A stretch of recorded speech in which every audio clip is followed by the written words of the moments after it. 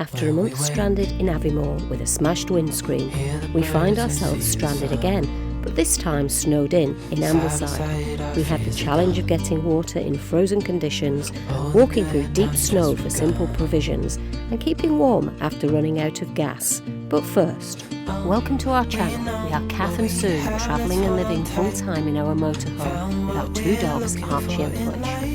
We've been exploring the beautiful countryside of Britain for the last 18 months, and as we embark on our second winter, we're looking forward to more walking, running and swimming adventures to come.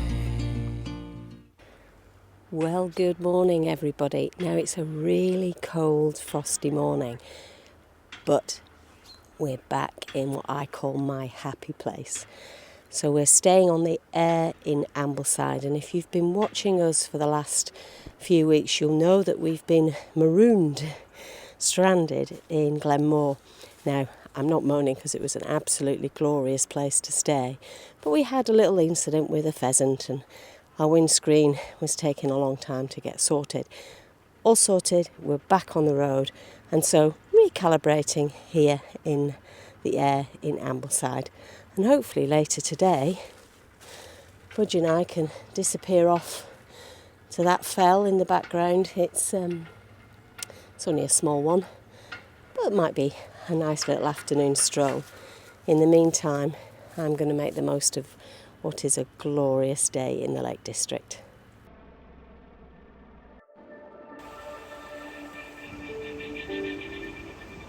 Unfortunately, I had a mic problem on my walk, but I couldn't resist sharing some of this short but beautiful afternoon stroll. This was an unusually still day, and despite only being a short stroll from Ambleside on a relatively low fell, we were treated by spectacular views of Lake Windermere, the town of Ambleside, and the hills adorning the northern tip of the lake. There was something very magical experiencing the glow of the late afternoon sun whilst wrapped up warm on an otherwise cold day.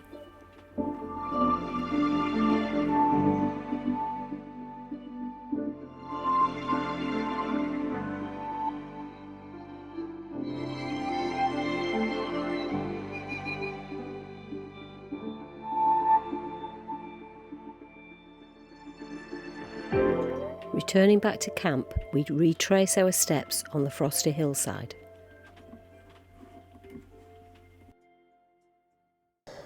So that's it, that's us, back at camp, hunkering down for the rest of the night.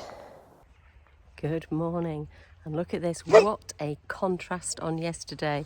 We've woken up this morning to this light dusting of snow, which makes this place look entirely different again.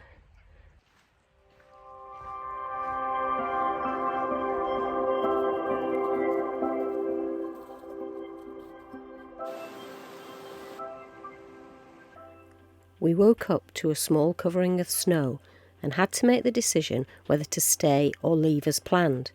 It wasn't long before the decision became easy.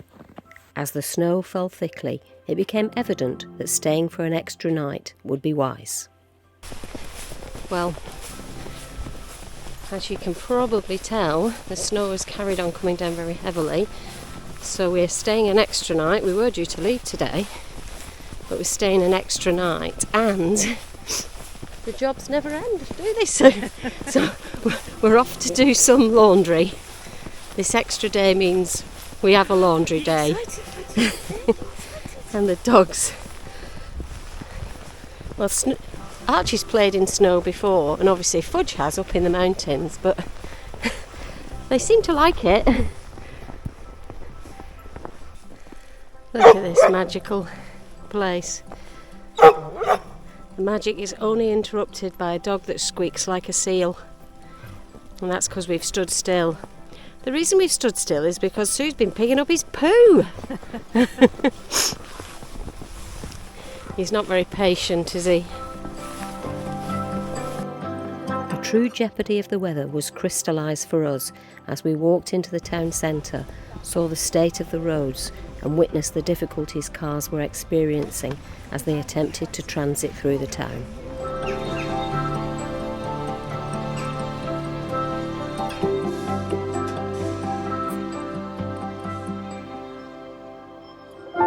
that bus you can see has reversed all the way down from round the corner because it's not getting up the hill.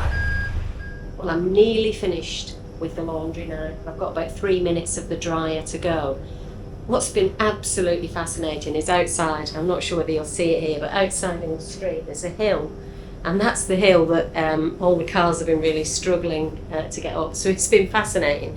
But actually there's been 2 ladies who I think must be just volunteers, have come out with grit, and they've gritted all the way up this street in front of me, so the cars and buses can actually get up this slope. But I mean, it's still absolute carnage in the streets with the cars. I'm so glad we made a decision this morning not to leave and just to stay an extra night, and it may have to be 2 extra nights. We'll see. Back from the laundry, and the snow just kept falling. This is what we have to do in this weather. We filled up with just enough water for 2 nights. Because we're now staying for at least 1 more and probably 2 more, we're making the most of filling with water whilst it's not frozen. It was frozen earlier. This man behind me managed to unfreeze it with a little bit of warm water, and now there's a bit of a relay race to get as much water in as we can. The joys of van life. Now, the noise you can hear is me running the engine. That's just to get a bit of power into the battery. But as you can see, it's really coming down heavily now. On Sunday morning, we saw the enormity of the snowstorm. It was all over the news, with many stories of the local community helping stranded visitors. The picture postcard scenery paid homage to the people of this lovely little town, nestled in the heart of the Lake District National Park.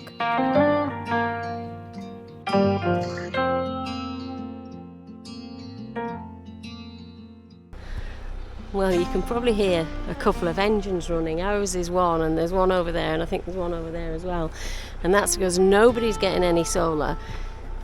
Not many people are getting out. We're snowed in. I mean, it's beautiful snow, and I think there's more predicted, so not quite sure how long we'll be here yet. But you can see there are people over here digging themselves out. Apparently that snow shovel was $7.99 in Trespass. Trespass are going to do some good business today, I'm sure. He says he'll sell it to us for £100 when he's finished. I think there's going to be lots of fun had by all today. And there's a couple of vans here with children who are kind of wanting to get back, because obviously the children have got to go to school tomorrow. But at the same time are debating whether or not actually just to stay here. Just because of the roads. We do understand the main roads have been cleared now. I think they had the snow plough around last night, but just getting off here is going to be tricky. Anyway, well, I'm not complaining. We're stuck for a little bit longer. Keeping our fingers crossed the gas holds out. That's probably the big thing for us at the moment. And if it doesn't, then well, I'm not quite sure what we'll do. I'll probably have to try and get a taxi to somewhere that sells gas and do a swap out that way. Anyway, it's all good fun, all part of the adventure. A little bit of blue sky there, and some of the snow is dropping off the trees now, because it's due to get to the baking temperature of 2 degrees today, don't you know? Still like this magical winter wonderland, and it's really nice seeing everybody helping each other. There's been a couple of guys out, well 3, all digging for the 3 vans that are leaving today, or at least going to attempt to leave today. There's one van has just managed to get off, and they were going to stop to help the others, but they said, you know, if you get moving, just keep moving. Very wise.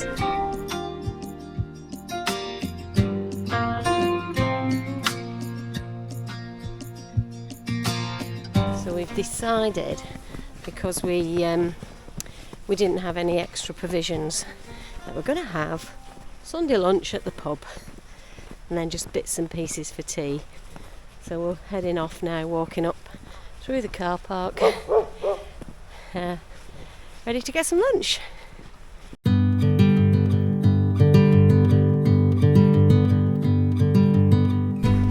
We have had a lovely Sunday lunch heading back to the van, although Fudge and I are going to go out for a little afternoon stroll just to loosen her legs again.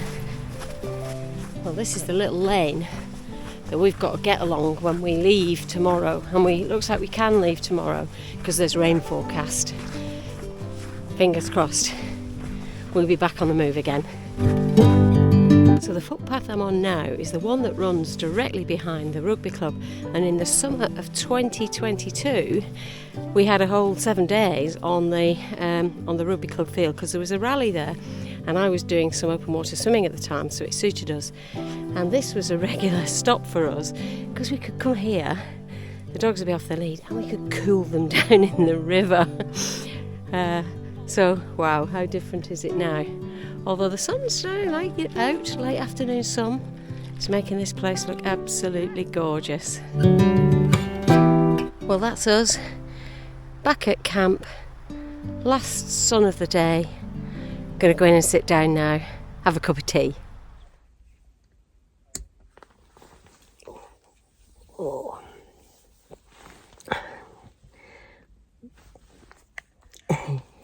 Well, good morning. We ran out of gas in the middle of the night, so it's 6:30 now. We've decided there's no point staying here in a cold van, and we do need to get gas. So I'm having to get up early, can you believe it? So I'll be getting dressed, doing my outside jobs, and we'll be cracking on with the day, nice and early. Well, as you can see, we've set off early. It's probably about 7 o'clock now. The road conditions are still pretty treacherous. We've been travelling at about 20 miles an hour, as is everyone else, and there's been abandoned cars everywhere. We've stopped off at a garage because it's a colour supplier, but they said they haven't had a supply for months. That's a fairly typical response we've been getting really all year from some suppliers, so I don't know what's going on. But I jumped back in the van and said, oh no, they haven't got any, and Sue said, you should have got us a coffee. So she's popped back in to get us both a coffee, just to try and give us a bit of a kick start for the day, and hopefully somewhere en route we'll find some more colour gas. Well, we eventually managed to find, I think it was our third garage that we went to selling colour, and the third one actually had some in stock, and we took their last 2 propanes because we'd completely run out from both our bottles, and it was £40 a bottle. I think the recommended retail price at the moment is 32, so well, I guess supply and demand means that they can charge a little bit more. So it's definitely brought me to the conclusion that paying for a campsite in the winter is, in many occasions, well, a campsite with electric hookup is in many occasions actually less expensive than staying off-grid. And when I mean off-grid, we were staying at the Air in Ambleside. Now the first couple of nights are £20 a night, but after that it's £10 a night. So even at the lower cost of £10 a night, which I think is really good, if this time of year and it's cold and we're burning through, a bottle of colour every 2.5 days, actually you can afford to pay up to £30 for a campsite with electric hookup, and it's still working out economically better. Interesting, isn't it? Because we've stayed off grid quite a lot over the past couple of months really, but as it's got colder and colder, off grid you're using more and more gas. Interesting. Anyway, I thought I'd share that because that might be of use to somebody. And actually what I meant to say is we've having set off in the dark this morning, we've managed to escape from all that really, really heavy snow in Ambleside and the surrounding area, and we're now just off the motorway at Haydock. We've stopped off at a Tesco's to stock up before our next destination. Also, my mum and dad live not too far from here, so we're going to briefly stop off, say hello, collect some things that my son left there and forgot, and drop off some Christmas presents and that kind of thing. So and then we're moving on. and we'll catch up with you then. Good morning. Well, I didn't film anything yesterday. We are at our new destination, but it was just a complete washout yesterday. We did manage to get a walk with the dogs in the woods, but it was so wet, it wasn't worth filming. But as you can see, the sun is out today, and you know what? It feels positively warm after all the cold weather that we've had. We are back at a place that we've been to a couple of times before. It's Delamere Forest campsite.